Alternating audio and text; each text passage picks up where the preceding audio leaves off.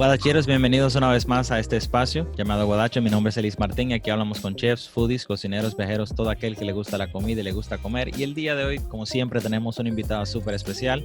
Estamos hablando con Leandra Molina, la Pues sí. baker. Hola, Leandra, hola. ¿cómo te Muchas sientes en el día de hoy? gracias. Muy bien, Elis, gracias a Dios. ¿Y tú cómo vas? Muy bien, también gracias por aceptar la invitación. Y Guadacheros, para hablarle un poco de Leandra. Leandra es una graduada de la Universidad de College de Birmingham en la ciudad del Reino Unido, graduada de tecnología de panadería y pastelería, de lo cual vamos a estar hablando un poco en el día de hoy. Pasó por varias competencias, como una competencia que se llamó Hazlo Especial en Calibout, no sé cómo se pronuncia, si es así o no, tú me corregirás después, donde creó un pastel de chocolate negro, frambuesa, helado y helado de vainilla.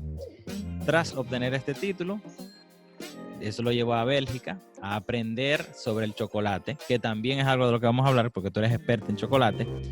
Y Leandro también participó en una competencia en la Facultad de Biociencias, donde venció a la Facultad de Biociencias de la Universidad de Nottingham para ser coronada como los primeros campeones del Food Challenge. Sí. Lo primero que te quiero preguntar, y yo vi un video que tú subiste, de tu viaje por el mundo. O sea, tú terminaste en el Reino Unido, pero tú viajaste por Venezuela, Canadá, aquí, y ahora estás en el Reino Unido. Y de cada lugar yo veía que tú te llevabas algo de la gastronomía y de todo eso. ¿Qué fue lo que incendió en ti la chispa de estudiar lo que estudiaste, que es pastelería o tecnología de panadería y pastelería?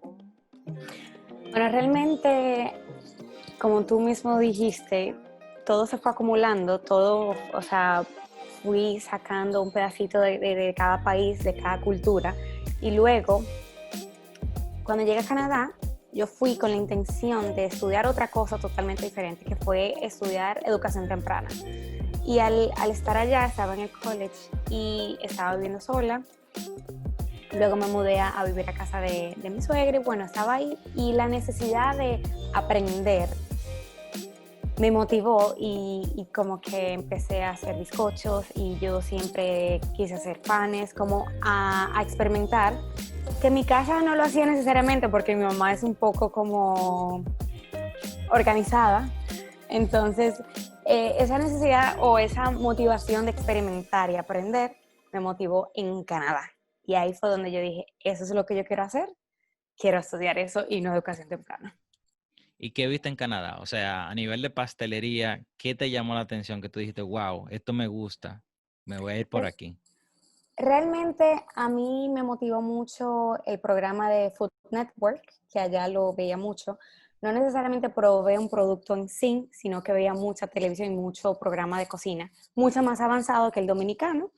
Entonces hay una pastelera que es mi ídolo, que se llama Anna Olson, y aprendí mucho con ella. Y ella es full panadera, full pastelera, y todas las recetas eran súper chulas. Entonces eso me motivó muchísimo a mí.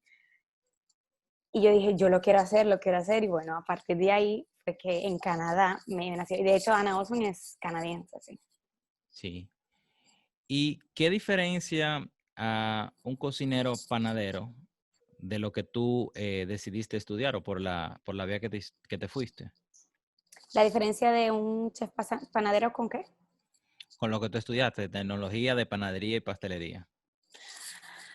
No hay mucha diferencia. Lo que pasa es que mi carrera abarca un poquito más. Si tú te gradúas con el título que yo tengo, por ejemplo, tú puedes ser panadero, puedes tener tu propio negocio, puedes ser un científico pastelero, puedes ser pastry chef, que es el chef pastelero, porque está uno que es el panadero, que es el que trabaja en la panadería haciendo panes, digamos así, y está el chef pastelero, que es el que trabaja en el restaurante. O sea, puedes hacer tantas cosas y no solamente una, lo cual es muy interesante. ¿Y cuál fue el primer producto o primera cosa que tú horneaste? ¿Y cuál fue el resultado? Porque siempre cuando uno está aprendiendo e inventando, los resultados no son muy exitosos. Y más horneando. Bueno, yo diría que sería, yo siempre he cocinado desde pequeña, pero Ujú. algo que yo dije que lo voy a hacer, que no tengo idea cómo se hace, fue pizza. Y lo hice fue en casa de mi mamá. aquí en República Dominicana. Y fue horrible, horrible. Igual, yo vi un programa de televisión, un argentino, y era una masa de pizza, así, así, así, se hace acá. Yo le escribí todo, mami, vamos al supermercado que voy a hacer pizza. La pizza quedó horrible, horrible, que hice tanta masa, la quise hacer toda pizza, hice como 5 pisones y invité a todo el mundo a probarla y como a la mitad de los invitados le cayó mal. Wow. O sea, horrible. Yo creo que hasta puede que le haya dado masa cruda. ¿Y qué tenía esa masa? ¿Que no estaba bien cocida?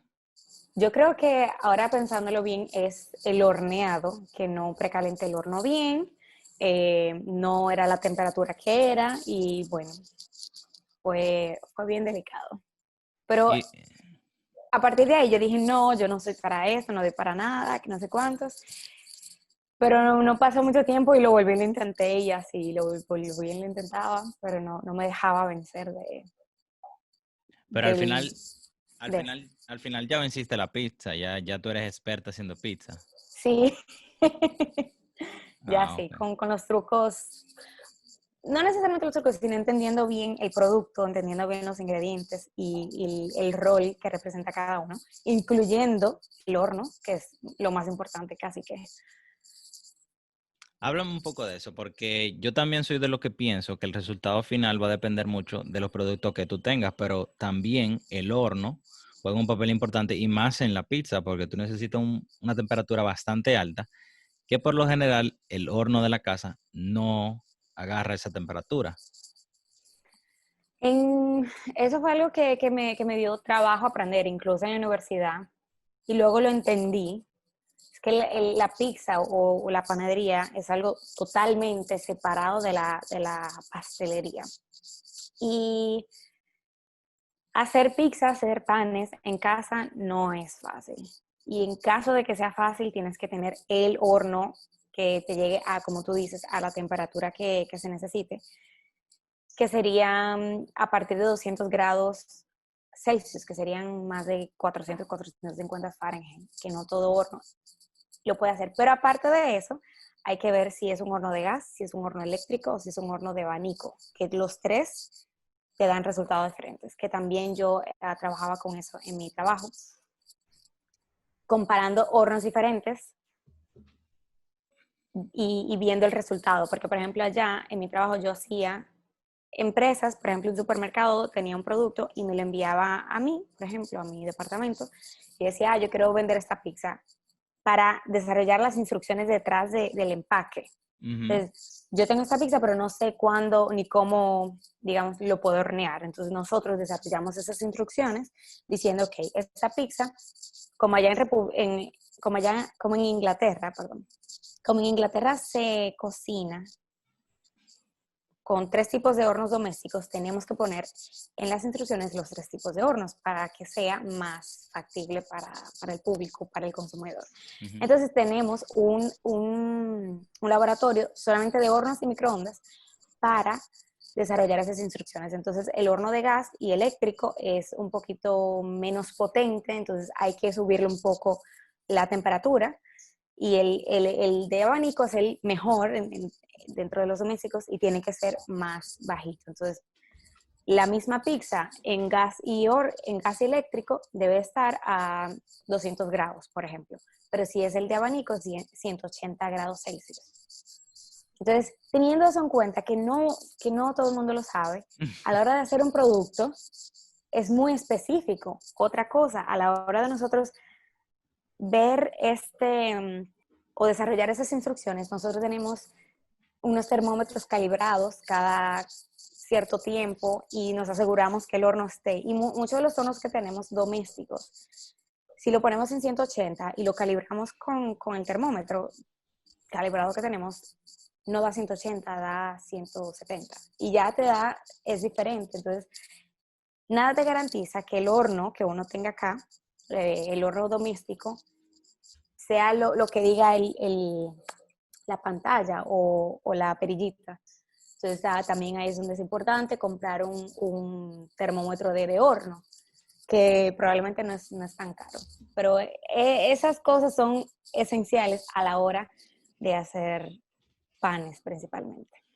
Y una pregunta, porque también yo tengo entendido y todas esas recetas se desarrollan, pero se desarrollan de acuerdo a unas especificidades ambientales. Por ejemplo, no es lo mismo hornear en Estados Unidos a cierto nivel del mar, no es lo mismo hornear en el Reino Unido a cierto nivel del mar, y no es lo mismo hornear aquí también. El huevo de aquí creo que hay solamente un solo tamaño de huevo. En Estados Unidos hay muchos tamaños de huevo. No sé cómo en el Reino Unido sea, si hay tantos tamaños de huevo, pero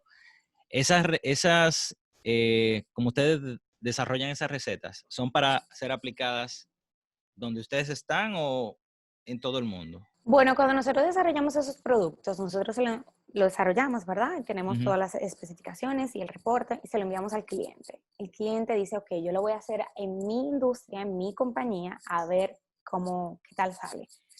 Casi siempre está bien, pero hay veces que dice, ay no, que me faltó eso, que me faltó aquello. Entonces ahí es donde nosotros nos adaptamos más al cliente por esas mismas condiciones. Pero cuando nosotros desarrollamos un producto, nosotros nos aseguramos de utilizar los mismos suplidores que ellos utilizan, la misma marca, para tener esa misma calidad que ellos van a tener allá.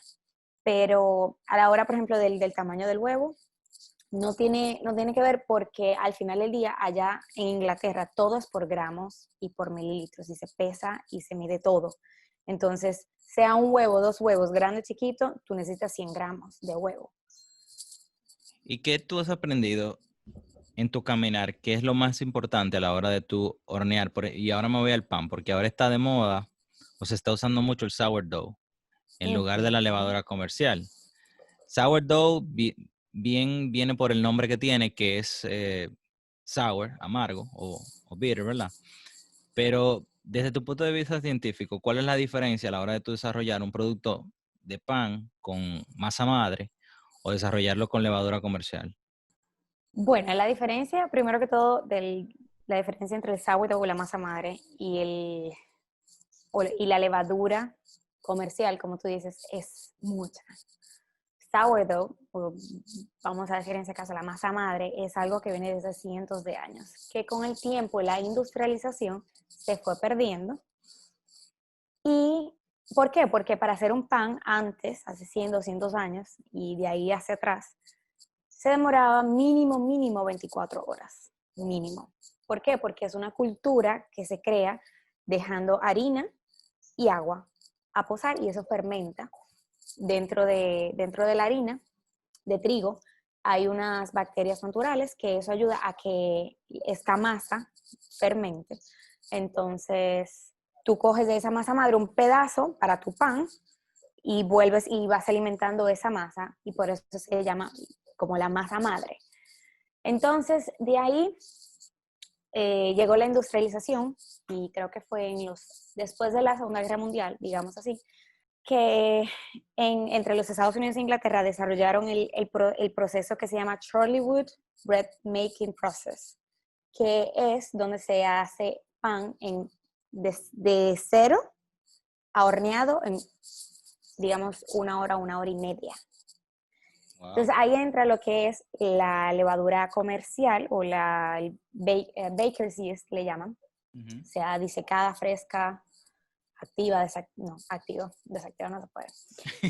Y de ahí lo que hacen para hacer esa levadura es que hacen una cultura de levaduras y escogen de esa masa madre, por ejemplo, hay muchos tipos de levadura, muchos tipos de bacterias y todo eso. Entonces, escogen un solo tipo de levadura que tiene un nombre muy específico que no lo sé pronunciar, pero bueno, Pero cogen ese tipo de escríbemelo, lo levadura. podemos poner, yo lo puedo Claro, poner.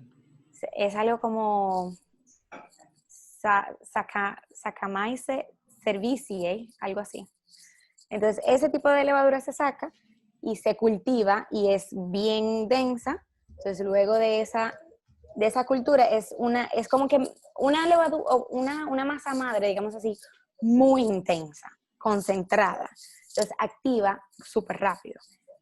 Eso por un lado. Dentro de ese proceso también se inventó añadir aditivos.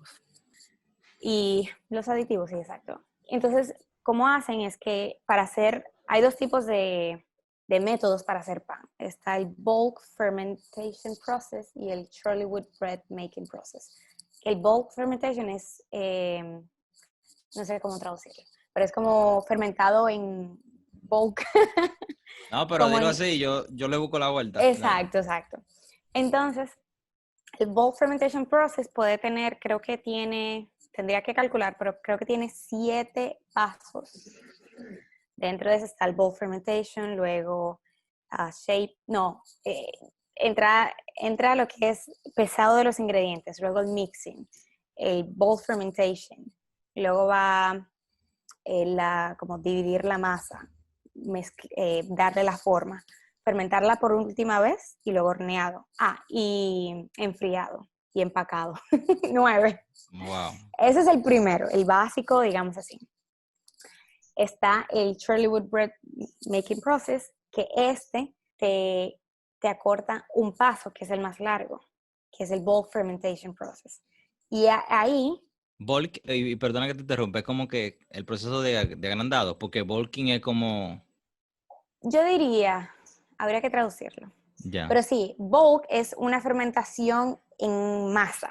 ok, Entonces, este segundo método es más rápido porque con los aditivos, que es muy químicos, le ponen lo que es enzimas, ácidos y muchas cosas. ¿Para qué? Para que ese bulking pase del mixing al shaping súper rápido.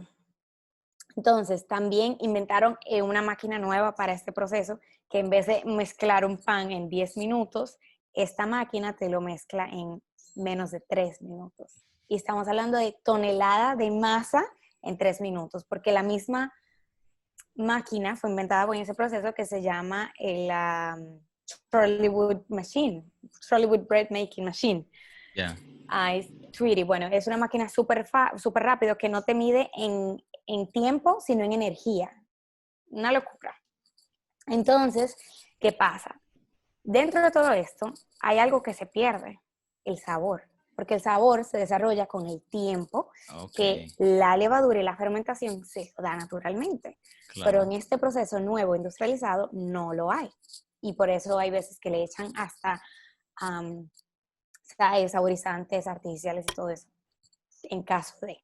Ujú. Pero muchas veces se pierde ese sabor y por eso la masa madre tiene, hoy en día, que volvió a su tendencia, la masa madre tiene mucho valor por eso mismo. Y de ahí me surgen dos preguntas. En tu pensar, ¿verdad? Porque entiendo que es algo subjetivo. ¿Cuáles son las cosas para determinar que un pan es mejor que otro?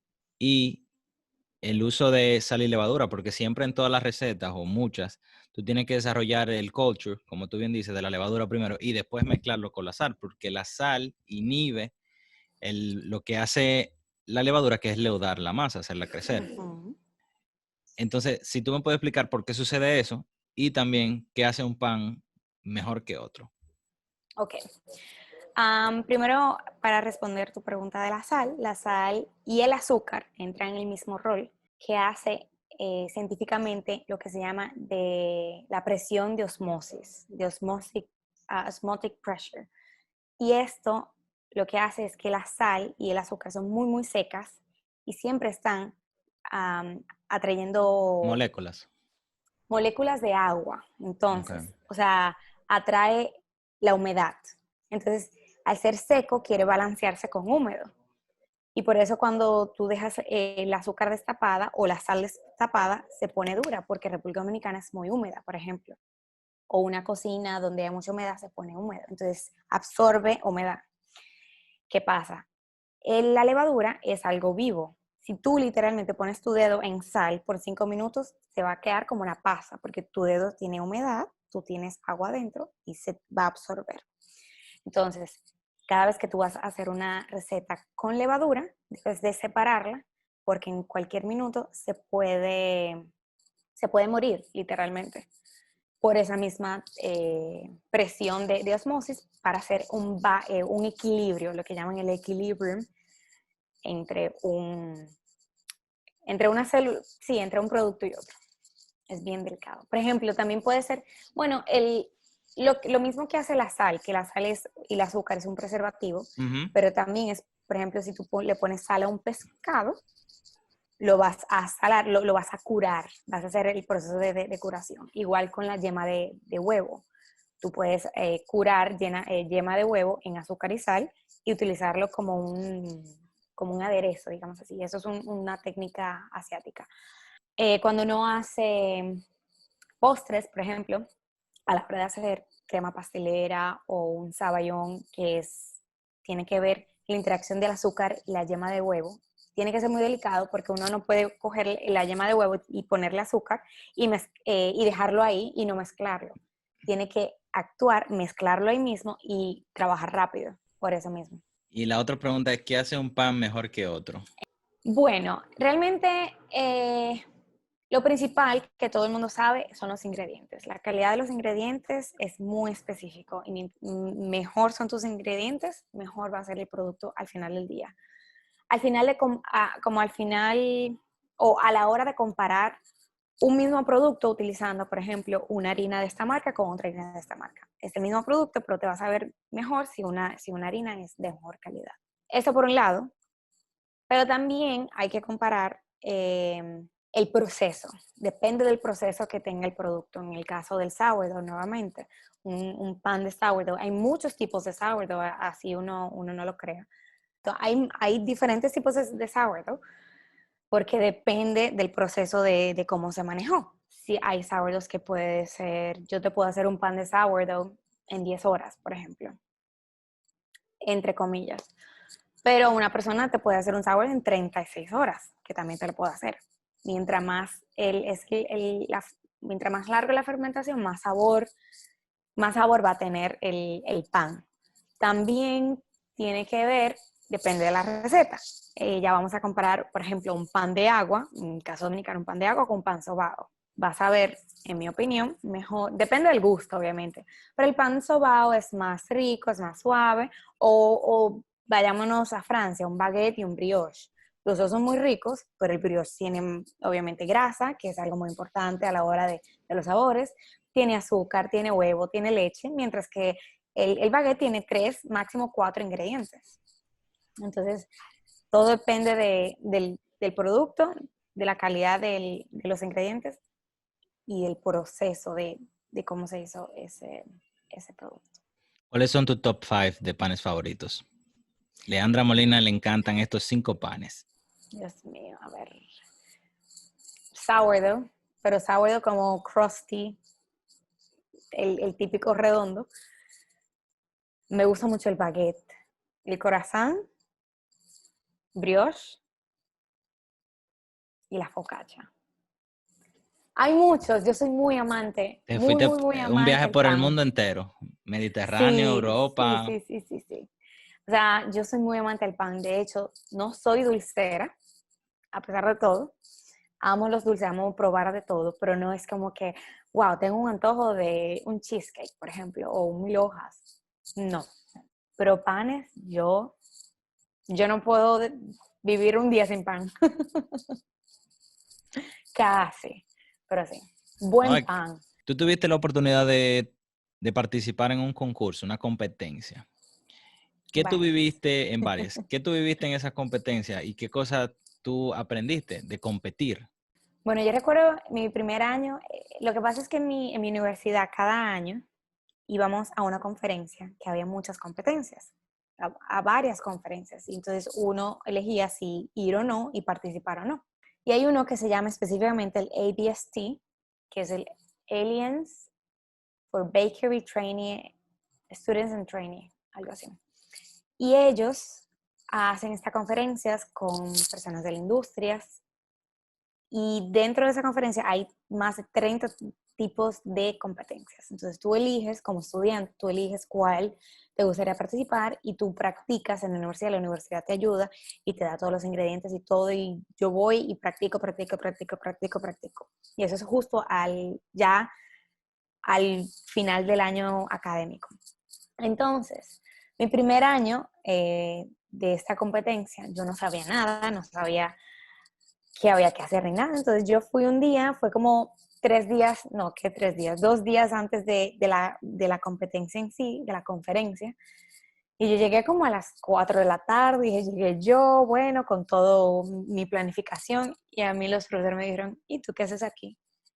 Y yo, no, que vengo a competir. Ah, pero eso no son horas, eso tiene que llegar aquí a las 7, 8 de la mañana, mínimo.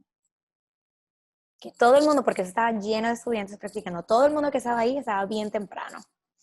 Y yo me devolví frustrada, ¿cómo va a ser? Entonces al otro día, ya era el día antes de irnos, yo llegué allá a las 6 de la mañana, 6:30 de la mañana, y me fui como hasta las 7 de la noche. Entonces, practica, practica, practica. Y yo, por ambiciosa, participé como en 5 competencias, que es mucho. Y los profesores míos me dijeron, no, no, que no sé cuánto.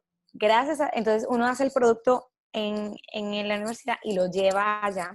Depende de la competencia. Hay competencias que son en vivo, frente Ah, a jueces y cosas así. ajá, eso me gustaría preguntarte, porque siempre las competencias, hay varios tipos de competencias de cocina. Hay algunas que Sí, tú tienes como el 30%, el 50%, y allá termina, lo monta y hace la presentación. Pero ¿cómo eran esas exactamente. competencias? ¿Tú eras desde 0 a 100 o ya tú tenías parte del camino trabajado? Casi todas eran ya previamente hechas y yo iba allá y lo emplataba o lo presentaba así bien bonito. Habían otras que yo hacía una parte allá y lo terminaba allá. Las en vivo nunca participé porque no eran mi especialidad. Por ejemplo, había una que era decorar una galletita en vivo. Era como Mm, que, sí, yo te lo puedo decorar, pero mi lado no es tan artístico de que voy a ir a una competencia, por ejemplo. claro. Ujú. Entonces yo participaba en las competencias de innovación, de panes, pero bueno. Entonces con la historia de ese mi primera vez que fui allá, sudé y bueno, trabajé durísimo ese último día y al final gané 2 competencias en segundo lugar y una fue como cuarto, digamos así, porque le dan como que primero, segundo, tercero y como que este producto es reconocido, digamos así. Entonces a pesar de todo, pues yo estaba como que en shock, como que ¿qué? Entonces sí, sí realmente, y eso me motivó muchísimo, muchísimo, muchísimo. Y a partir de ello todos los años siempre participaba y siempre ganaba. Y lo más importante es que cuando uno gana, por ejemplo, bueno, cuando uno gana, te dan el trofeo, te dan dinero, te dan premios y todo eso. Y a la vez uno hace conexiones con empresas, o sea, con la gente misma de la conferencia, que eso es lo más importante, que al final del día uno haga esas conexiones. Y de esas conferencias yo tengo muchísimos contactos con muchísima gente y que me motiva porque cada año los veía y bueno, la pasábamos muy bien.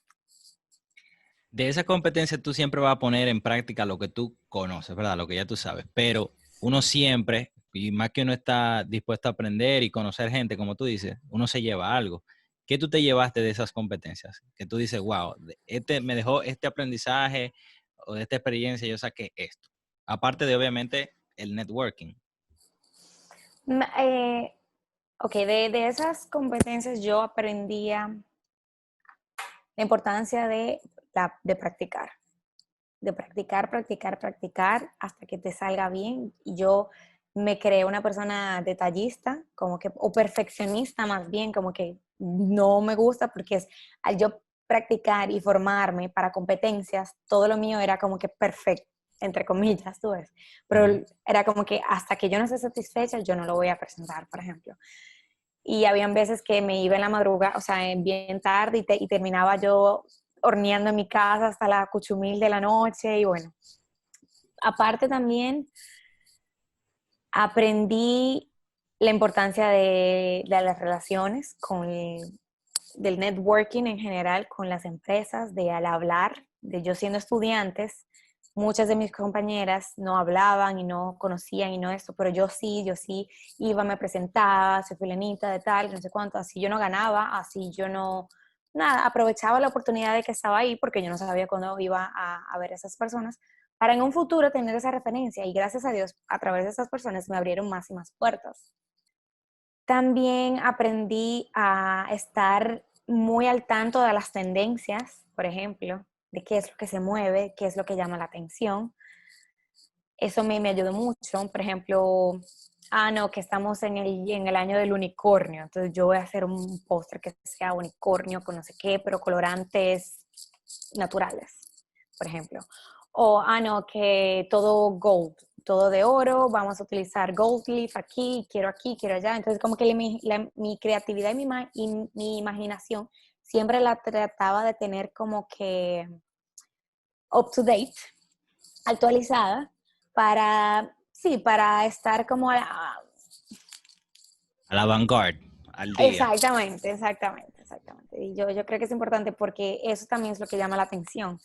A la hora de innovar, porque cuando uno innova, por ejemplo, una empresa X quiere innovar, cuando ellos innovan un año antes, 6 meses antes. Como que yo quiero inventar un producto hoy para 6 meses, pero yo tengo que pensar qué va a estar de moda en 6 meses, qué va a traer, porque desarrollar un producto no es, lo invento hoy y la próxima semana ya está. Eso ¿Y se cómo se hace demora eso, mucho Leandra? tiempo. ¿Cómo se hace eso, Leandra? Y perdóname. O sea, ¿cómo Hay tú te muchos, adelantas creativamente y científicamente 6 meses en el tiempo? hay muchas teorías, pero uno hace muchos estudios de mercado, uno hace muchos estudios dentro de lo que se mueve, uno viaja en otros países y ve lo que se mueve también. Nosotros casi siempre trabajábamos dentro de Europa, entonces veíamos productos que salían en Alemania, en Francia, en Italia. Hacíamos comparaciones en Estados Unidos también. Y depende también del target de la empresa que uno estaba ayudando. Ujú. Muchas veces también uno veía tendencias dentro de otras empresas, como por ejemplo empresas que hacen velones. Increíble, pero cierto. Aprendí, por ejemplo, a empresas como Bath Body Works, que ellos tienen unos velones con unos olores riquísimos, pero al final del día son combinaciones súper raras que ellos ya lo hayan sacado desde antes, por ejemplo, para Navidad. Ujú. Es este y este sabor. Entonces, casi siempre, entonces como que se va regando la voz mundialmente y es como que, este sabor me gusta, ese sabor me acuerda a Navidad y bueno, eso es ¿entiendes? Como que hay muchas maneras de saber o de predecir el futuro en el sentido de las tendencias de comida. Ok. Pero ustedes se Exacto. basan, se basan en datos, información de tiempos pasados para predecir un poco lo que viene después, Sí. básicamente. O sea, ok, También uno se arriesga, no significa que uno va a acertar siempre, uno se claro. arriesga. También uno se va del lado, porque hay muchos tipos de target. Está el target healthy, está el target que es más goloso, está el target, o sea, hay muchos tipos de tendencias, no es una sola. Entonces Ujú. hay que ver qué es lo que el cliente quiere. Pero muchas veces es ah, como intentar y errar, try and error. Ujú. Entonces es bien delicado. Tú sabes que de ahí me surge otra pregunta, que es la experiencia. Tú tuviste el chance o la oportunidad de trabajar en un restaurante de estrella Michelin, creo que se llama el Simpsons. Simpsons, ajá. ¿Tú pudiste darte cuenta qué hace que un restaurante tenga estrella Michelin? O sea, trabajando ahí. ¿Qué, Sí. qué lo hace?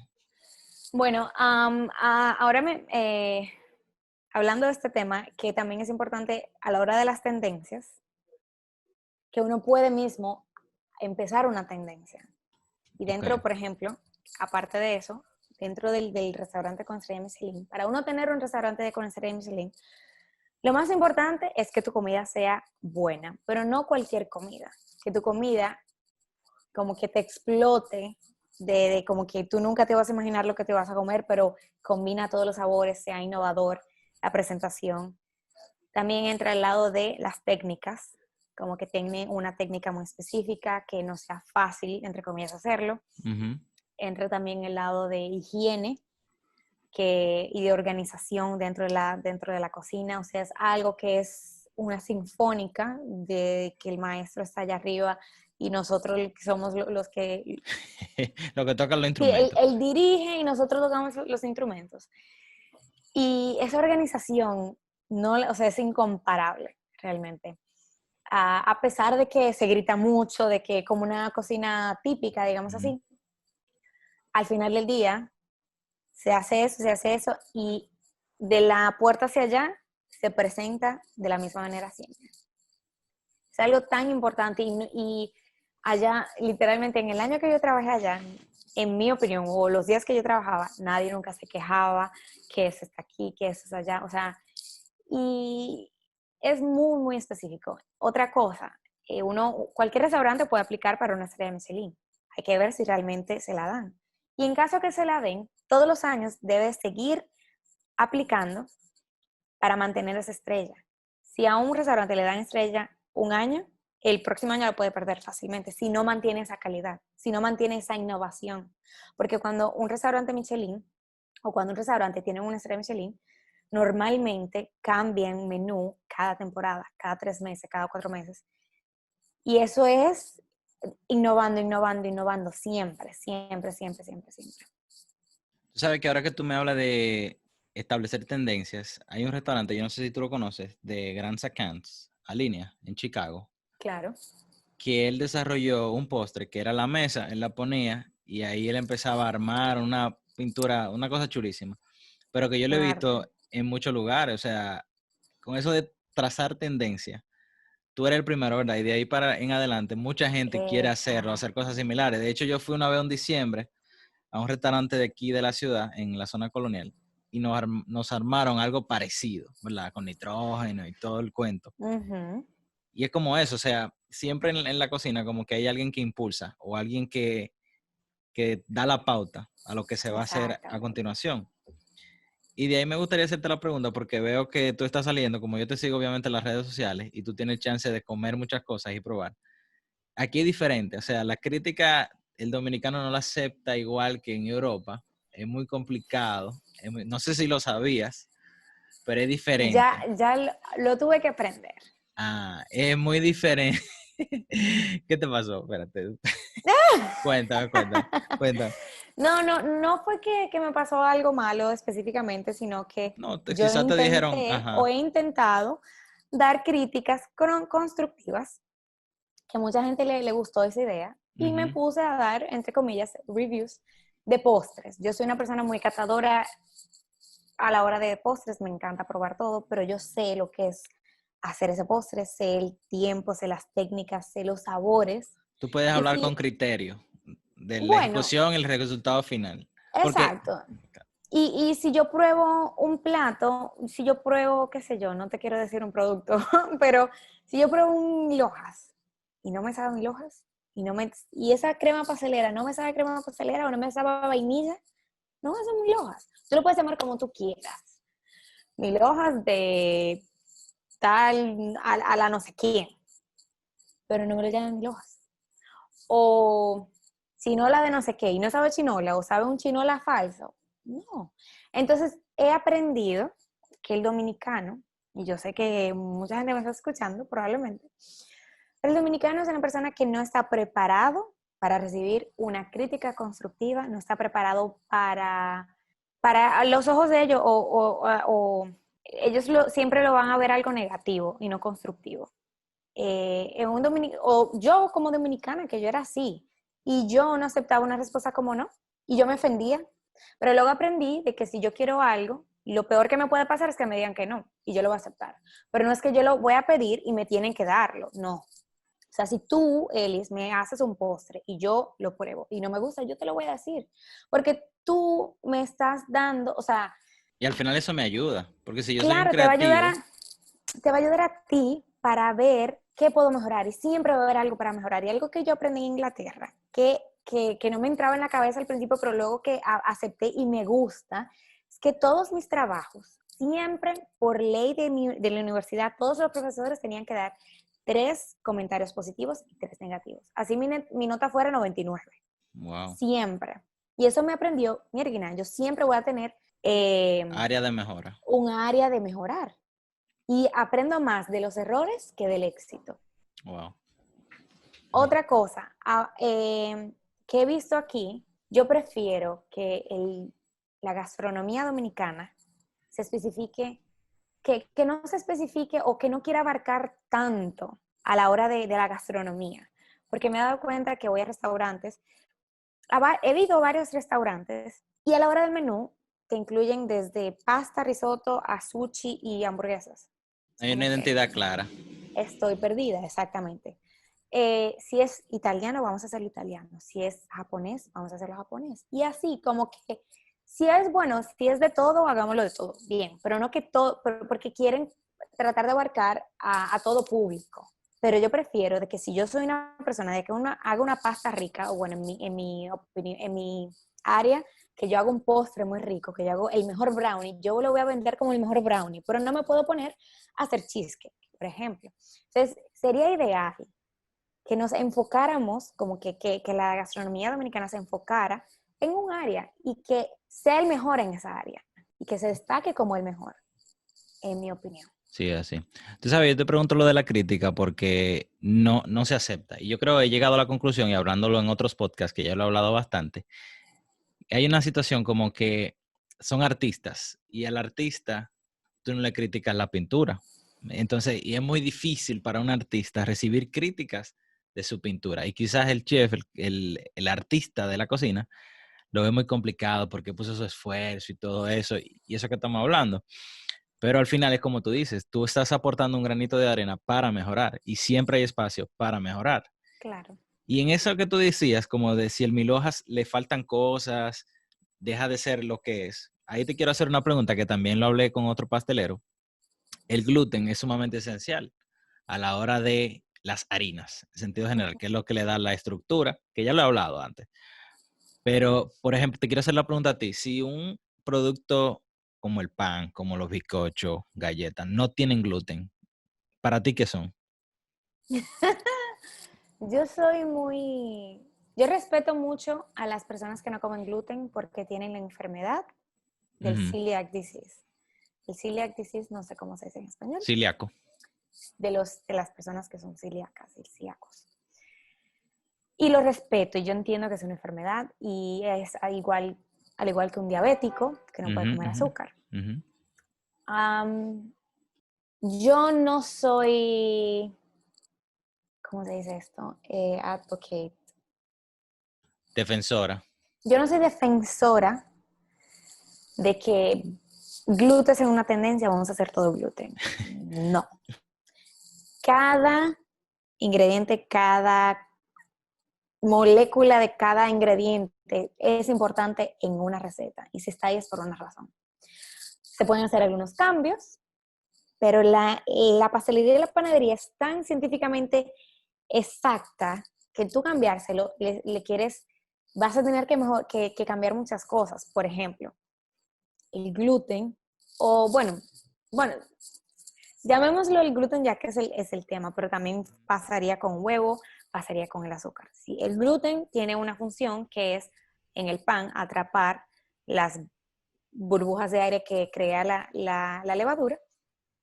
Bueno, si tú le quitas ese gluten, tú tienes que buscar 1001 ingredientes que te haga ese mismo efecto.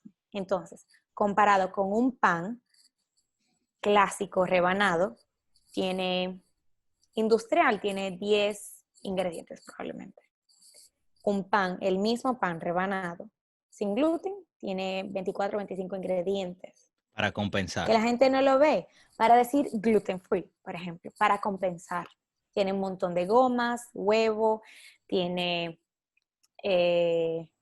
muchísimos aditivos, relajantes, enzimas, bueno, un montón de cosas químicas que es muy raro tú hacer un producto gluten free industrialmente, ¿verdad? Gluten free que sepa rico y tenga una misma textura Que el que que el tiene otro. su gluten. Exactamente. Entonces, mi recomendación siempre es comer todo moderado y en caso de que no lo puedas comer, búscate otro producto y no tratemos como de comer pan o de querer comer el producto porque lo quiero. De hecho, en Inglaterra hay una parte de la población que son celíacos, ¿verdad? Ujú. Celíacos. Y antes, digamos hace 10 años, los médicos cuando te diagnosticaban la enfermedad, te mandaban a comprar pan sin gluten en la farmacia Wow. y Aquí que ninguna sabía rayo. farmacia. Sabía Obviamente. rayo. Entonces ya ahora, gracias a Dios, con la tecnología y todo, bueno, hay que aceptarlo. Hay productos que son sin gluten que dice quítate, pero no compara nada con el que lo tiene. Y, Eso es así. Y me choca mucho cuando la gente, ay, yo quiero hacer, enséñame a hacer un pan sin gluten. Como si eso yo te puedo dar la receta así mañana y ya tú vas, no es tan fácil. Claro. ¿Y por qué gluten? O sea, ¿eres enfermo? No. Ah, pues come tu pan normal o cómetelo con moderación. Ahí viene lo que yo estaba diciendo anteriormente, como el propósito. ¿Cuál es la razón de tu comértelo así? Si tú no tienes una condición fisiológica que te lo impida, pues no hay ninguna razón válida para tú no comer el otro. Y ahí te quiero traer a Exactamente. colación otro producto que yo vi que a mí me causó demasiada risa. Un queso sin lactosa. Y yo como que, o sea, yo lo vi. Entonces, queso mozzarella y queso cheddar. Y yo lo analicé y yo. Y hay hasta queso, de ese mismo queso sin lactosa para freír también. O Son, sea, sí, es verdad, hay mucha parte de, o sea, hay muchas personas ujú, que son intolerantes a la lactosa, ujú, ujú. pero, ok, para ese público, pero no me lo quieras poner todos para los que no, para los que sí, no sé, es verdad, hay un público para cada cosa, pero se pierde la esencia. Claro. Igual con los postres sin azúcar, o bajo en azúcar, o utilizando edulcorante. O sea, desarrollar un producto sin azúcar cada vez que me llegaban esos proyectos era como que, ok, que de hecho mi tesis fue eso. Yo hice mi tesis en la universidad de, ok, el nombre de la tesis se llama, no, es muy complicado, yo te lo voy a resumir. Es coger un producto o un bizcocho bajo en azúcar y extenderle la vida útil. ¿Qué pasa? En Inglaterra ahora hay unas leyes que están entrando de que todos los productos que se venden al mercado tienen que tienen que cortar un 20% del azúcar que tiene actualmente, incluyendo bebidas y comidas. Entonces, todo el mercado se está volviendo loco y quiere saber como que el azúcar es muy importante a la hora de hacer un producto, especialmente un bizcocho. Entonces, te le da sabor, color, eh, te humecta el bizcocho, te la estructura, juega un papel importante a la hora de interactuar con el almidón de la harina. Ujú. Y bueno, muchas cosas. Entonces, al tú reducir un 20% de ese azúcar, pierdes mucha. Ah, y el más importante es actúa como preservativo. Entonces, al tú quitar o cortar 20% de ese azúcar, tienes que reemplazar esas 6 cosas que tú estás quitando. Entonces ahí tienes que nuevamente añadir un montón de ingredientes para sustituir eso que estás perdiendo. Y yo me enfoqué en mi tesis en extender la vida útil del producto. Digamos que un bizcocho normal X de supermercado, porque era del lado industrial, eh, te dure 3 meses empacado en, en el supermercado. Pero tú le cortas el azúcar, te va a durar un mes. Eso significa una pérdida de ganancia increíble. Entonces, cómo se... Entonces mi tesis era cómo extender esa vida útil que sea igual a la anterior o parecida. Ujú. Y bueno, yo me entré el lado químico, el lado científico entonces hay muchos métodos para reducir y aumentar, digamos así, la vida útil de un producto y puede ser con preservativos naturales o químicos, naturales como la sal, el azúcar y los ácidos que juega con el pH. También están los químicos, que ya son otros nombres más científicos. Entonces, es importante, entonces yo me fui del lado natural, cómo se lo redujo, cómo le aumenta la vida útil utilizando un preservativo natural. Ujú. Entonces yo me fui del lado científico, quiero bajarle el pH al producto, pero si le añado ácido, el ácido va a interactuar con el bicarbonato de sodio y el polvo de hornear, me va a reaccionar, no me va a dar el mismo producto. Y bueno, eso fue muchas investigaciones y de hecho mi tesis me la patrocinó una empresa de polvos para hornear. Entonces, eso es verdad. En ese caso de reducir el azúcar es por la población, para que consuma menos azúcar y que haya menos obesidad y todo, cuestión de salud. Pero en vez de en vez de señalar, es que se me enreda el español y el inglés. No, pero tú En lo vez de puedes en inglés, o señalar, sea, el público no, mío es speak English y yo soy speak English. Spanglish. Sí, no Ok, problem. el, Point out. entonces el gobierno inglés Ujú. triggers la industria en vez de la población. Ok. Entonces dicen, los culpables son la industria. Entonces, ustedes que están haciendo los productos, bájenle el azúcar para que los consumidores consuman menos. Pero ¿qué pasa? Al final del día, el consumidor no se va a dar cuenta porque toda empresa que está reduciendo el azúcar quiere hacer el mismo producto que sepa igual, pero con menos azúcar, que es un trabajazo. Y bueno, digamos, está engañando, entre comillas, al consumidor. Pero para mí, en mi opinión, es educar al consumidor, es decir, coma menos cantidad y va a engordar menos.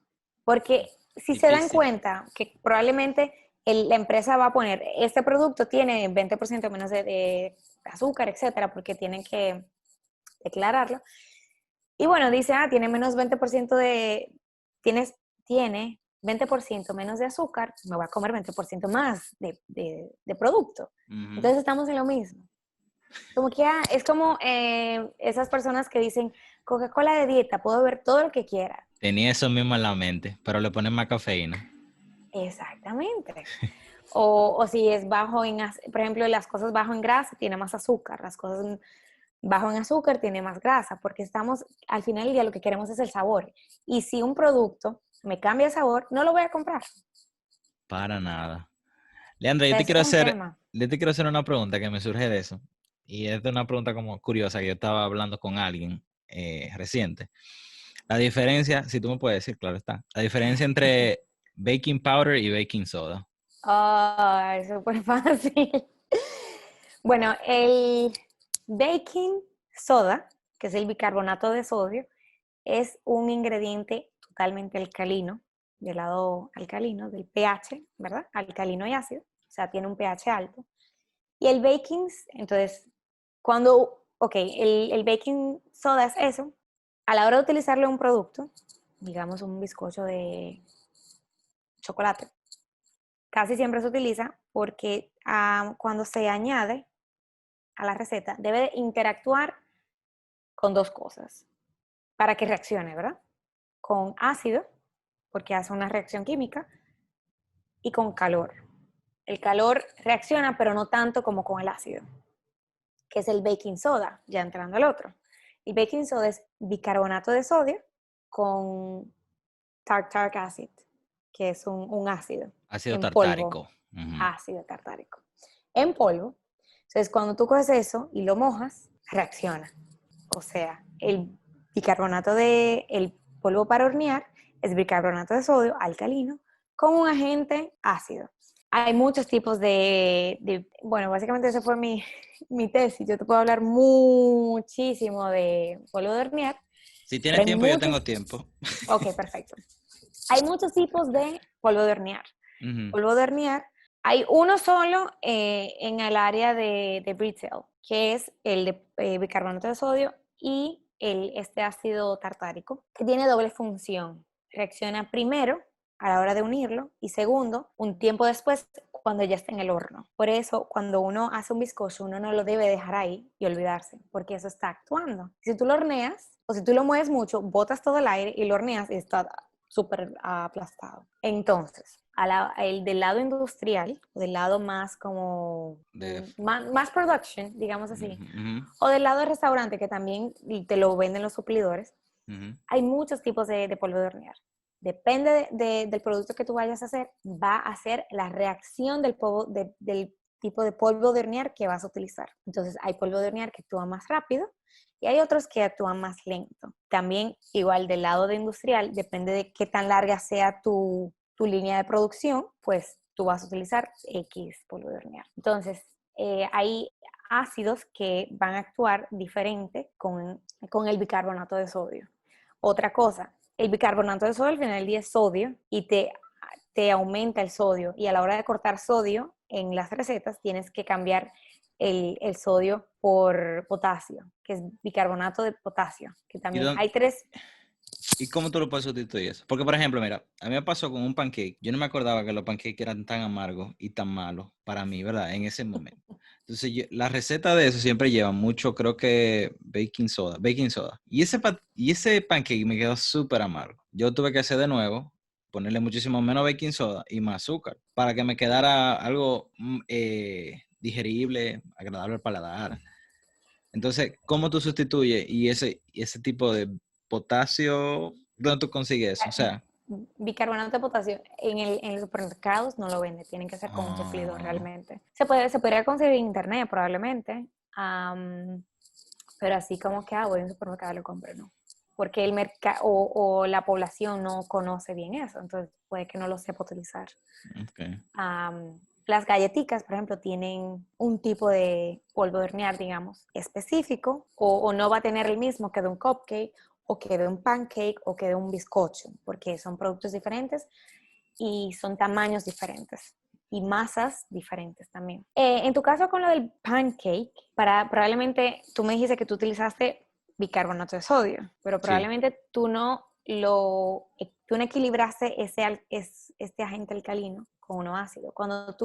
O sea, básicamente, ¿qué ingrediente ácido tú utilizaste en tu receta? Normalmente yo le pongo yogur griego, Mira, tenía leche, huevo, leche harina y azúcar. condensada. Sí, leche condensada. Ujú. Entonces le Ok, faltaría la contra, lo que balancea. exactamente. Entonces, y probablemente te quedó como amarillento, ¿no? Sí. Ok. Cuando un producto es alcalino o cuando un producto tiene un pH muy alto, el color va a ser más oscuro. Y cuando un producto es más ácido, el color es más clarito, que también eso afecta mucho. Por ejemplo, en las galletitas de chocolate chip cookies, Ujú. atrae más cuando son un poquito más oscurito. Entonces, se le pone un poquito de baking soda.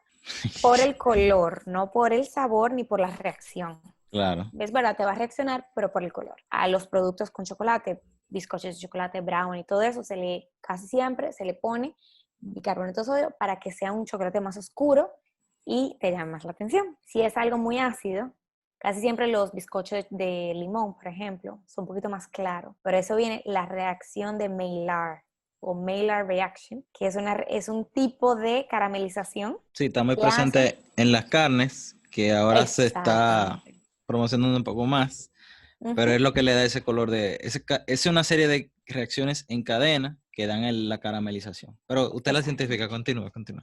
Exacto, entonces esa reacción actúa entre aminoácidos y azúcares invertidas, se diría. ¿Cómo se dice en inglés? A ver. Inverted sugars. Pues sí, literalmente de la traducción.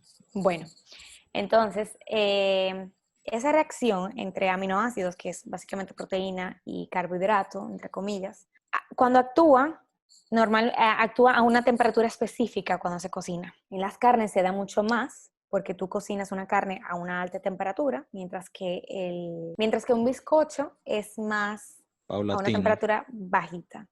Ujú. Entonces, hay dos tipos de caramelización, o no, hay dos tipos de browning, que es la caramelización, que no sé cómo se diría browning en español, porque dentro del browning está la caramelización y está el Maillard reaction.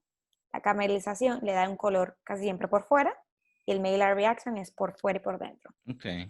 cuando llega a esa temperatura. Entonces, el Maillard reaction, para que eso suceda, tiene que, aparte de haber aminoácidos y azúcares invertidas, tiene que haber un pH específico y una temperatura específica.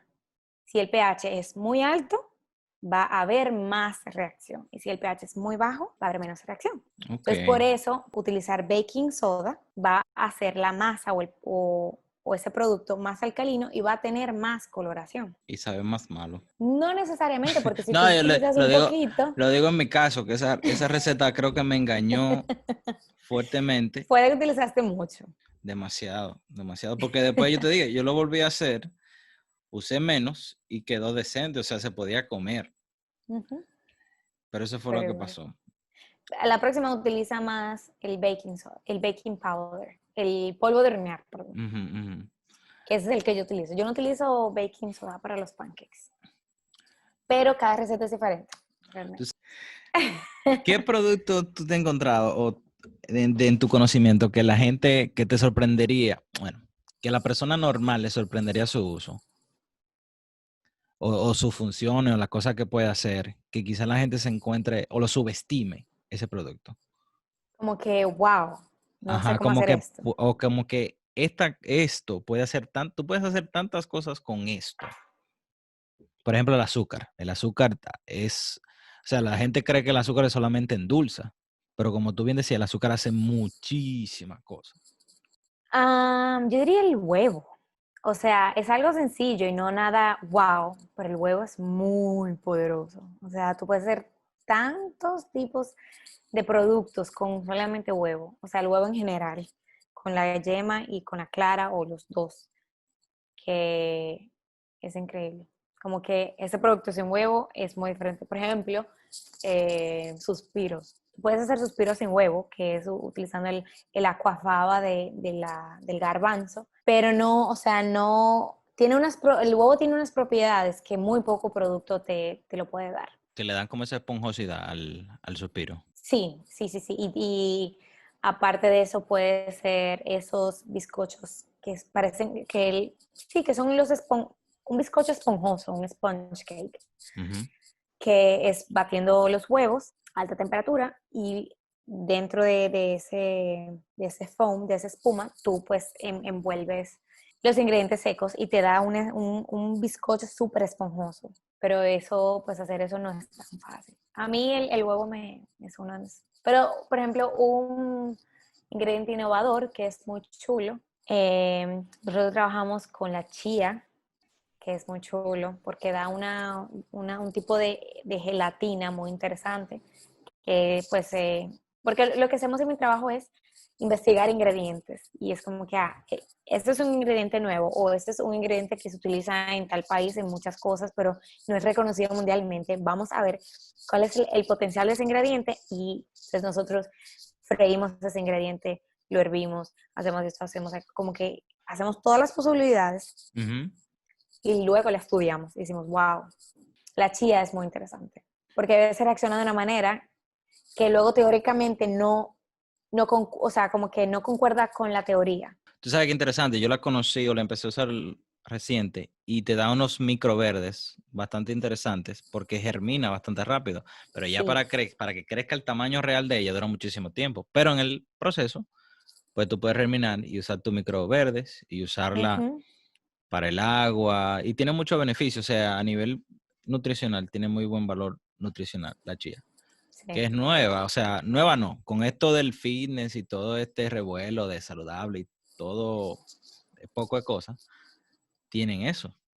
O vino ese Ujú. producto y salió a la luz de nuevo. Sí.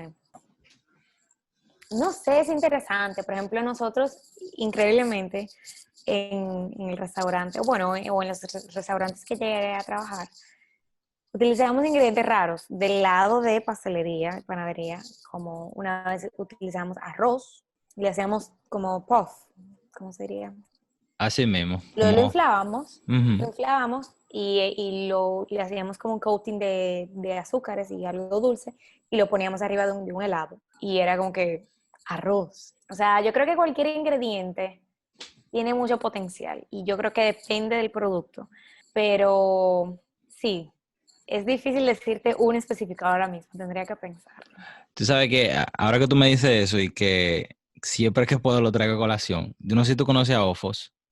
Sí, Hizo claro. un helado salado, que eso de verdad yo lo probé, eso me voló la cabeza, Sí, por una locura. Si tú lo sigues, chequealo.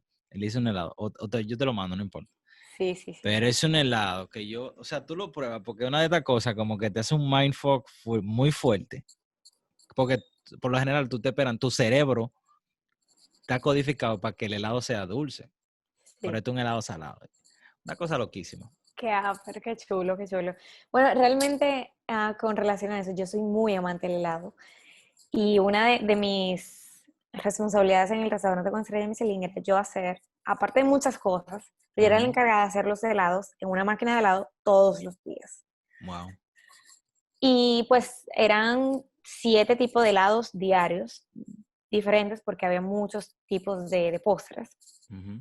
Y bueno, aparte de eso, eran unos sabores loquísimos. Por ejemplo, había uno que era de Navidad, que era un helado de pino, que, o sea, se hacía como hirviendo un pino específico, porque hay muchos tipos de pino, pero un pino que se llama Douglas, Ujú. y tiene un olor súper fuerte a pino, y bueno, el helado era riquísimo. Era verde y era riquísimo, o sea, era increíble, era como que, wow, helado de pino. Fui a Alemania, a Berlín, y probé un helado de aguacate. Y dije, ¿qué? Es actualmente mi helado favorito, literalmente. No sabe a aguacate, sabe algo súper raro, pero la cremosidad, y es vegano, o sea, es súper raro, O súper sea, no raro. tiene ningún producto lácteo. No tiene ningún producto lácteo. Wow, qué interesante. Es muy, muy interesante. O sea, esas cosas así innovadoras me encantan. Y si Ojo sigue haciendo ese helado, quiero ir a probarlo. Sí, de verdad una loquera. Yo de verdad no supe ni cómo reaccionar cuando lo probé. Porque es, como te digo, una cosa como que muy raro, muy raro. Sí, Y sí, en sí, verdad, sí, sí. cuando yo salgo a comer, esas son las experiencias que yo ando buscando. Ujú. Leandre, ya para traer la conversación a casa, yo siempre le hago dos preguntas a mis invitados cuando vamos a terminar. Las dos preguntas son las siguientes. Si tú tuvieras la oportunidad de hablar con Leandra Molina de hace 5 años, ¿qué consejo tú le darías? Ay, 5 años. Yo le diría que practique más, que investigue más, como para empaparse siempre mucho, que no tenga miedo de hablar con la gente. O sea, tú eras timidante. Yo era muy tímida antes. ¿Y qué te Y quitó la yo, timidez? el trabajar en el restaurante con Estrella Michelin. O sea, yo empecé una persona y terminé siendo otra, literalmente. Personal y profesionalmente. Yo cogía todo personal, yo era muy sensible, muy tímida, no sabía hablar correctamente. Y bueno, ya luego, con el tiempo, aprendí y yo dije, no, yo me voy a poner a lo mío, y ya de que me gritaban a mí, yo gritaba para atrás, por ejemplo. El roce. Sí, sí, sí, era bien, bien delicado. Pero me gustó. O sea, te lo digo, yo lloré mucho, yo sufrí mucho, pero aprendía, siempre aprendía, y nunca, las ganas de yo decir no vuelvo mañana, muchas veces me pasó por la mente, pero nunca lo hice, porque siempre me levantaba motivada nuevamente para seguir trabajando. Y ya a los 3 meses, digamos, ya aprendí muchísimo. Y yo ya, como te digo, de ir a cero, llegaba ya. Qué bien. Y la otra pregunta que siempre le hago a mis invitados es, cuando tú te vayas de esta tierra, ¿cuál te gustaría ser, que fuera tu legado? ¿Cómo te gustaría ser recordada? Algo que mi papá siempre me enseñó mucho y que hoy en día lo practico, es que si tú eres bueno en algo, dedícate y demuestra a la gente de que tú eres bueno en esa cosa. No trates de abarcar mucho, sino si tú eres el mejor haciendo un producto, si tú eres el mejor haciendo tu trabajo, lucha y sé el mejor en ese trabajo. Como que, ¿sí entiendes? Sí, entiendo. Sí, como que Que te yo no recuerden quiero, como alguien enfocada y que era buena en lo que hacía. exacto, como si tú descubriste tu pasión, enfócate y llega allá. Y sé el mejor en eso. Sé el mejor en el sentido de da tu paso bien cada vez. Es verdad, vas a tener altas y bajas, pero trata de aprovechar las oportunidades, dedicarte el tiempo, y no lo hagas por dinero, no lo hagas por eso, por aquello. Eso va a venir con el tiempo, pero luego con el tiempo tú o la gente se va a dar cuenta de que lo que tú estás haciendo es por tu pasión, porque tú le has dado esa dedicación. Tremendo y excelente. Leandra, muchísimas gracias por tu tiempo. Gracias, Guadachero, si te quedaste hasta aquí y nos has escuchado. Se habló un poco de ciencia, pero bastante PG-13, bastante digerible y cosas útiles Sí. para el día a día. Leandra, de verdad, muchísimas gracias por tu tiempo. Muchísimas gracias por prestarnos de tu conocimiento en este rato. De verdad que fue complicado, pero por fin lo logramos. Muchas gracias por la invitación. Muchas gracias por dedicarme también este tiempo y de entenderme, que así mi Spanglish y todo, pudimos entender el lado básico al lado científico. Pero tú, ¿por qué no me lo dijiste desde el principio? Pero yo no tengo problema. Aquí en este podcast se habla libremente. Yo porque no sé hablar otro idioma, que no sé el inglés y el español, pero si pudiera, te hubiera invitado de todos lados. Claro que sí. No, muchísimas gracias, de verdad que sí. Bueno, gracias por tu tiempo y Guadacheros, nos vemos en la próxima.